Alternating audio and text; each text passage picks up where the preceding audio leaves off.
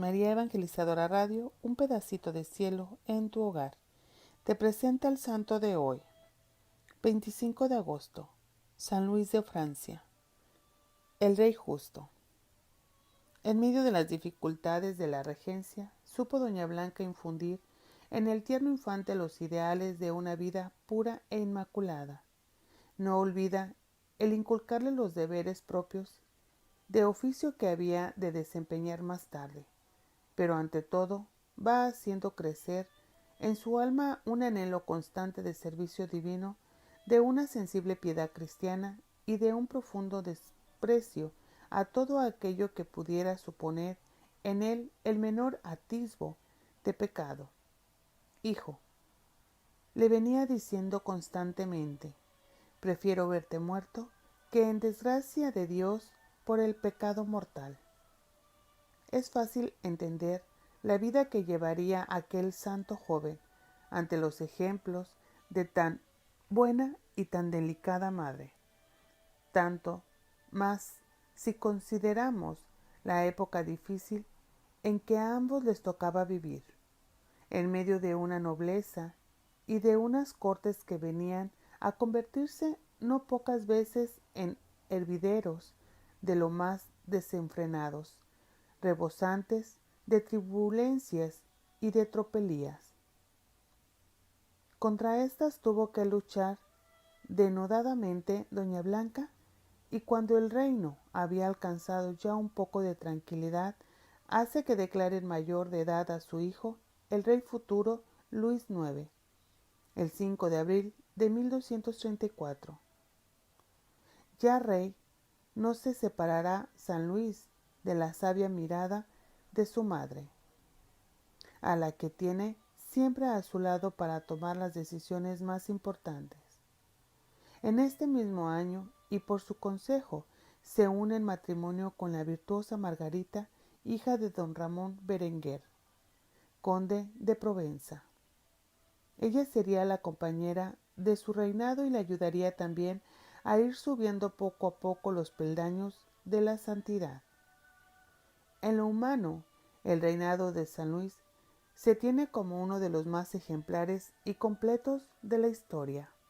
Su obra favorita, Las Cruzadas, son una muestra de su ideal de caballero cristiano, llevando hasta las últimas consecuencias de sacrificio y de la abnegación. Por otra parte, tanto en la política interior como la exterior, San Luis ajustó su conducta a las normas más estrictas de la moral cristiana. Tenía la noción de que el gobierno es más un deber que un derecho. De aquí que todas sus actividades obedecieran solamente a esta idea, el hacer el bien, buscando en todo la felicidad de sus súbditos. Desde el principio de su reinado, San Luis lucha para que haya paz entre todos, pueblos y nobleza. Todos los días administra justicia personalmente, atendiendo las quejas de los oprimidos y desamparados. Desde 1247, comisiones especiales fueron encargadas de recorrer el país con objeto de enterarse de las más pequeñas diferencias. Como resultado de tales informaciones fueron las grandes ordenanzas de 1254, que estableció un compendio de obligaciones para todos los súbditos del reino. El reflejo de estas ideas, tanto en Francia como en los países vecinos, dio a San Luis fama de bueno y justiciero, y a él recurrían a veces en demanda de ayuda y de consejo. Con sus nobles se muestra decidido para arrancar de una vez la perturbación que sembraban por los pueblos y ciudades. En 1240 estalló la última rebelión feudal a cuenta de Hugo de Lusigán y de Raimundo de Tolosa, a los que se sumó el rey Enrique III de Inglaterra. San Luis combate contra ellos y derrota a los ingleses en Saintes, el 22 de julio de 1242. Cuando llegó la hora de dictar condiciones de paz, el vencedor desplegó su caridad y misericordia. Hugo de Lusigán y Raimundo de Tolosa fueron perdonados, dejándoles en sus privilegios y posesiones. Si eso hizo con los suyos, a un extremo más su generosidad con los ingleses. El Tratado de París de 1259 entregó a Enrique III nuevos feudos de Cahors y Perigües, a fin de que, en adelante, el agradecimiento garantizara mejor la paz entre los dos estados. Padre de su pueblo y sembrador de paz y de justicia, serán los títulos que más han de brillar en la corona humana de San Luis, rey. Exquisito en su trato, éste lo extiende sobre todo en sus relaciones como con el Papa y con la Iglesia. Cuando por Europa arreciaba la lucha entre el emperador Federico II y el Papa por causa de las investiduras de regalías, San Luis asume el papel de mediador, defendiendo en las situaciones más difíciles a la Iglesia. En su reino apoya siempre su interés, aunque a veces ha de intervenir contra los abusos a que se entregaban algunos clérigos, coordinando de este modo los derechos que como rey tenía sobre su pueblo con los deberes de fiel cristiano, devoto de la silla de San Pedro y de la jerarquía, para hacer más eficaz el progreso de la religión. En sus estados se dedicaba a proteger las iglesias y los sacerdotes.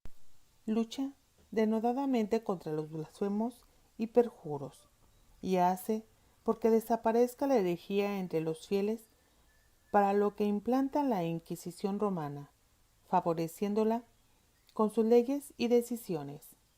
En este sentido, fueron muy celebradas las grandes solemnidades que llevó a cabo en ocasión de recibir en su palacio la corona de espinas que con su propio dinero había desempeñado del poder de los venecianos, que de este modo la habían conseguido del empobrecido emperador del Imperio griego, Balduino II.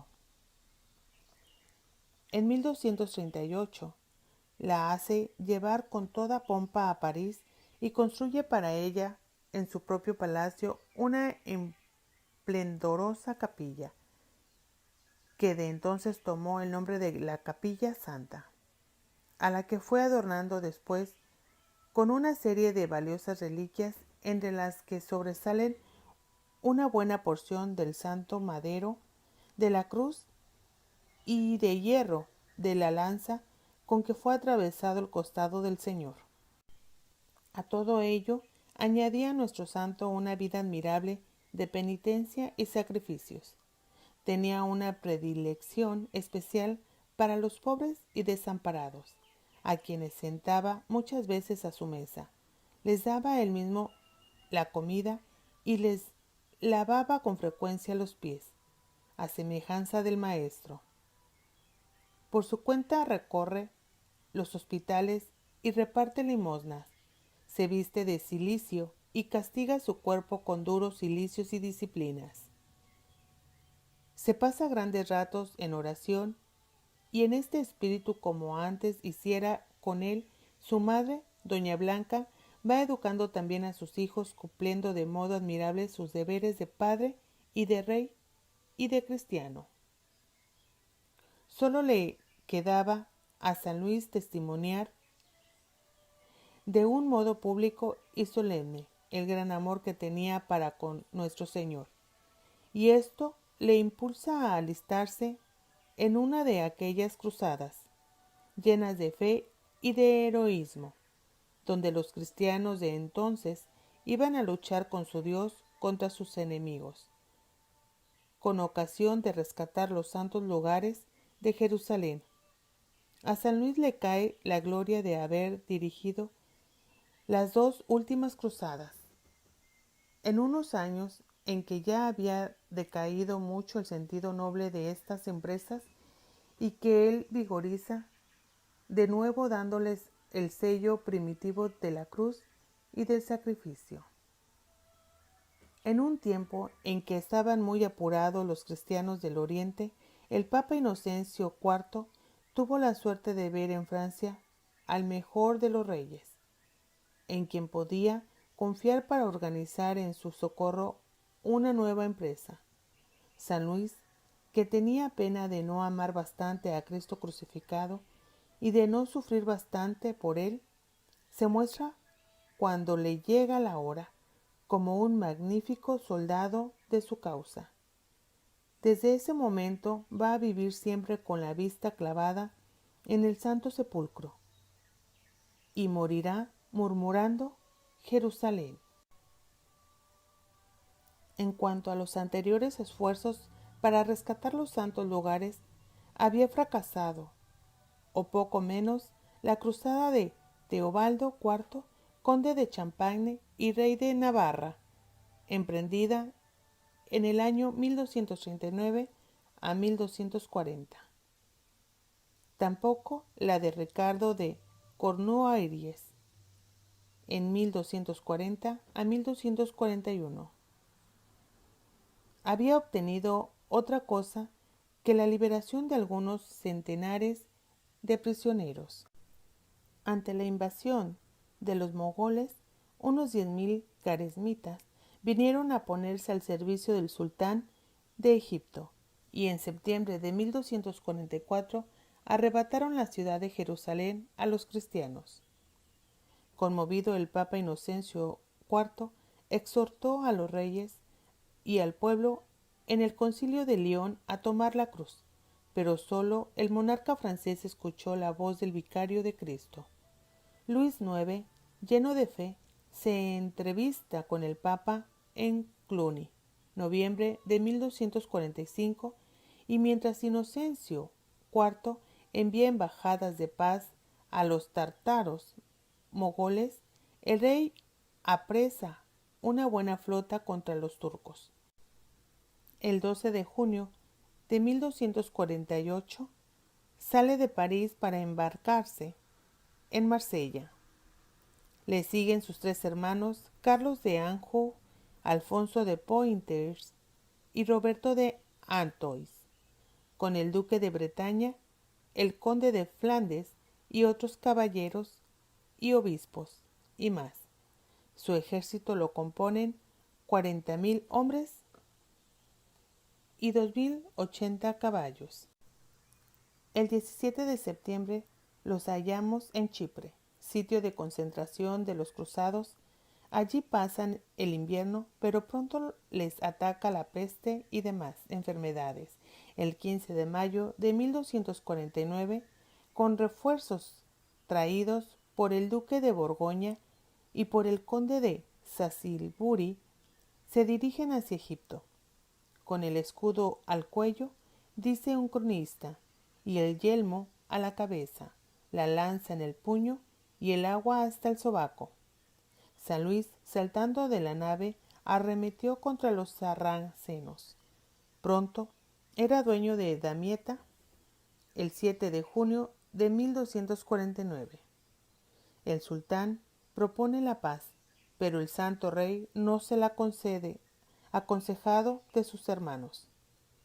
En Damieta espera el ejército durante 6 meses mientras se les va uniendo nuevos refuerzos, y al fin, en vez de atacar a Alejandría, se decide a internarse más al interior para avanzar contra el Cairo.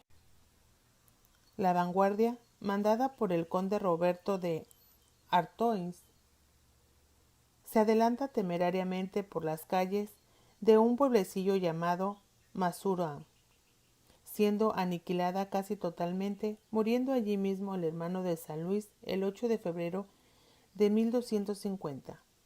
El rey tuvo que reaccionar fuertemente y al fin logra vencer en duros encuentros a los infieles, pero estos se habían apoderado de los caminos y de los canales en el delta del Nilo, y cuando el ejército, atacado del escorbuto, del hambre y de las continuas incursiones del enemigo, decidió por fin retirarse otra vez a Damieta. Se vio sorprendido por los sarracenos, que degollaron a muchísimos cristianos, cogiendo presos al mismo rey, a su hermano Carlos de Anjou, a Alfonso de Poitiers y a los principales caballeros el 6 de abril. Era la ocasión para mostrar el gran temple del alma de San Luis. En medio de su desgracia, aparece ante todos como una serenidad admirable y una suprema resignación. Hasta sus mismos enemigos le admiraban y no pueden menos que tratarle con reverencia.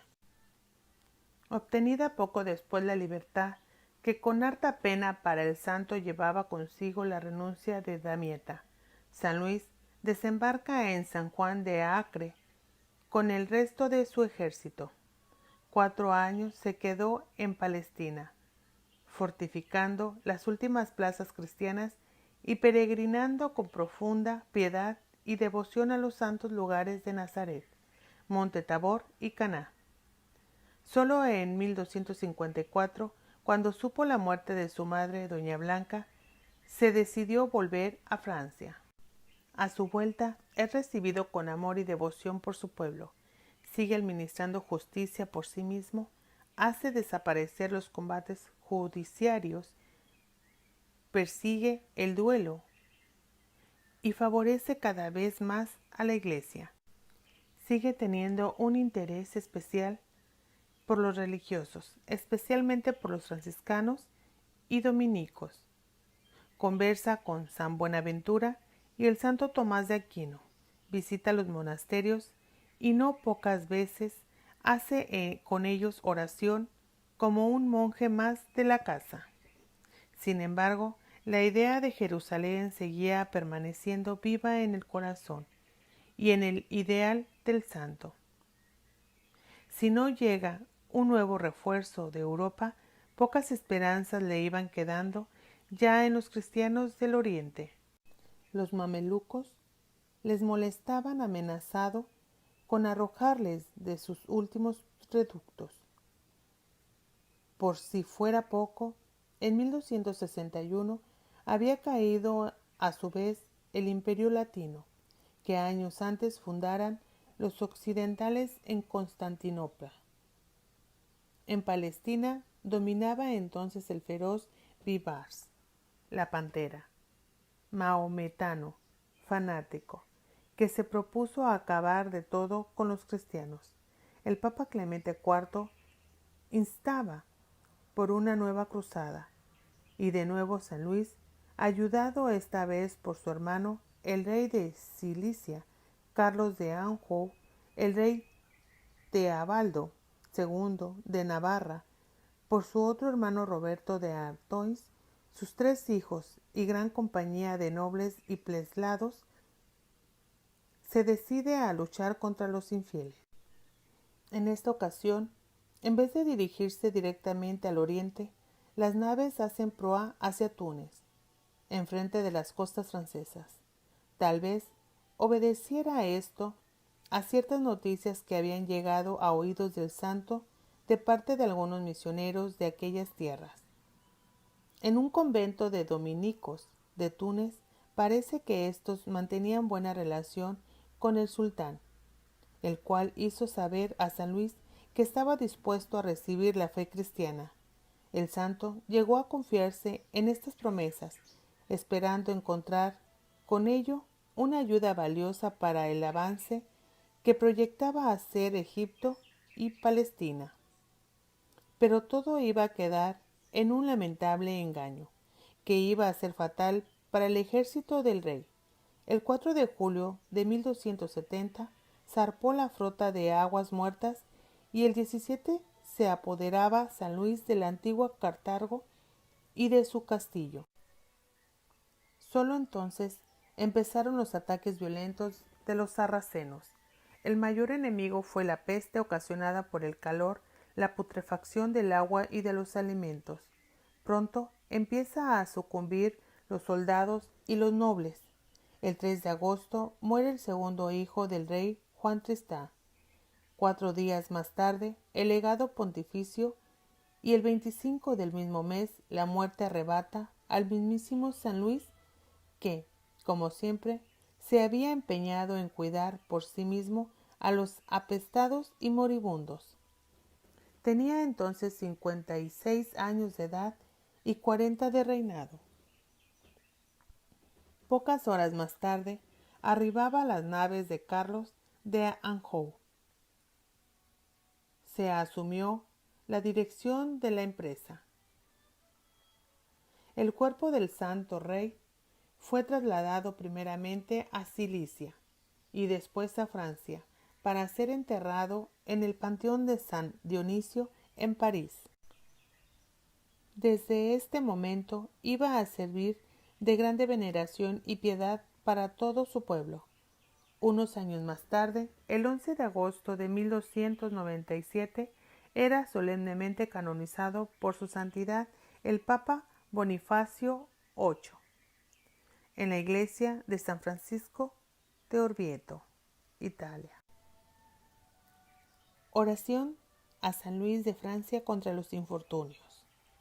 Glorioso San Luis de Francia, hijo de reyes ejemplares y piadoso, que supieron llenar tu alma de pureza y piedad, y te educaron para reinar en la tierra con amor y justicia, y sobre todo, y ante todo para alabar y servir a Dios. Dotado de grandes virtudes y noble corazón, fuiste desde niño fiel seguidor del Señor y viviendo entre los lujos y riquezas de la corte, nunca te alejaste de la santidad y moral cristiana, poniendo todo tu empeño y vida al servicio de los demás. Admirable San Luis de Francia, que con oración, penitencia y sacrificio, y siempre entregado a hacer el bien, solo quisiste la felicidad y bienestar de tus súbditos, buscando la paz, el entendimiento y la armonía entre los más adinerados y los más pobres, entre los más afortunados y los más desdichados, administrando la justicia sin importar clase y condición, mediando para evitar abusos y discriminaciones, atendiendo personalmente a los pobres desamparados, enfermos y abandonados, resolviendo sus desgracias, infortunios y adversidades. Hoy acudo a ti para implorar tu caridad y generosidad, tú que fuiste padre afectuoso de tu pueblo y sembraste la paz y la justicia entre todos ellos. Intercede ante el Padre Misericordioso para que me ayude en mis preocupaciones y conflictos, y me conceda lo necesario para solucionar esto que tanto me atormenta y aflige. Venerable San Luis, ayúdame en mis serias dificultades, haz que pueda salir airoso de mis problemas judiciales. Aleja la miseria, la ruina y las carencias de mi vida. Dame la tranquilidad y sosiego que tanto preciso para que en mi hogar haya paz, dicha y bienestar. Rey Santo, tú que sentiste tanto amor por nuestro Señor, que con fe y heroísmo dirigiste las cruzadas para rescatar los santos lugares en Jerusalén, enséñame a seguir tu ejemplo de entrega, fe y caridad, y haz que cada día ame más a Jesucristo, a quien por tu mediación, oh Santo Protector, espero ver, amar eternamente en la patria celestial. Amén.